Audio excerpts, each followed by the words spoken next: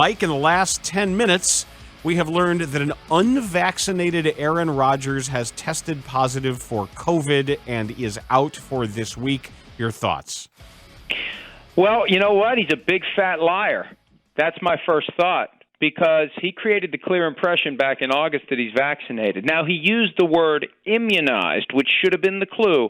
And frankly, and I don't like it when reporters do this, I was unable to track down the answer, but I had someone telling me, look into it, Aaron Rodgers isn't vaccinated. Well, I pulled up photos from preseason games. He's on the sidelines without a mask on.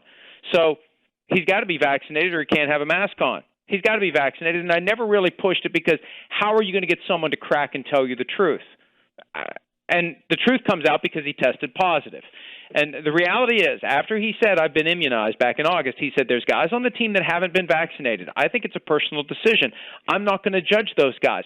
Well, no crap. He's one of them. Now we know why he won't judge them. He's not vaccinated either. It's ridiculous to me. And at a time when I've been trying to warm up to the idea that this guy's MVP candidate again, one of the great quarterbacks of all time, he's running a grift. He has been running a scam, a con. He's been lying to everyone, or at least creating the impression, the false impression that he's vaccinated, and he's not. And I think this all goes back to his hypersensitivity. He does not want to be criticized, so he didn't want to get the same treatment that guys like Cole Beasley and Kirk Cousins and Carson Wentz have gotten, so he created the impression he was vaccinated when he isn't.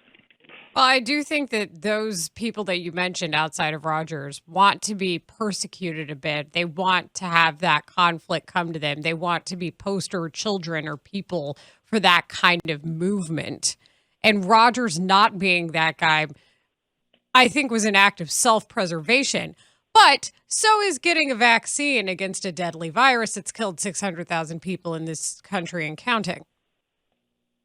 Oh, absolutely. And the question becomes, you know, and I it's a personal decision, but and I get so worn out by the debate. I still have people who will email me saying, "Here's more proof the vaccine doesn't work. Here's more proof it doesn't work." And my response is, "Well, you know what?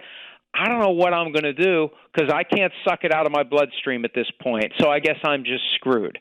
So, you know, people are either going to do it or they're not going to do it. But in a high-profile business like the NFL, when it was a clear and obvious area of debate, he deliberately staked out the position that he thought would result in the least scorn and criticism from the media. And most in the media were of the mind that you should get vaccinated. So this all goes back to his sensitivity. And he's so sensitive that he's sensitive about being called sensitive, as illustrated by his reaction to a 60 Minutes profile that included a comment on how sensitive he is.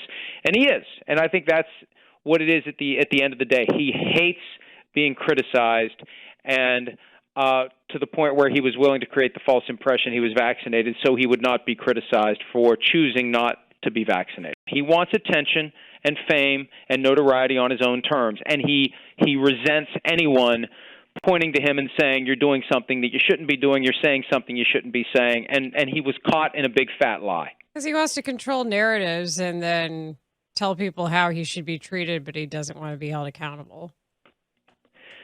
Absolutely, and it's one of the things that happens in sports all the time, and probably beyond sports. People crave that attention on their own terms. Hey, everybody, look at me, and then in the next breath, what the hell are you looking at?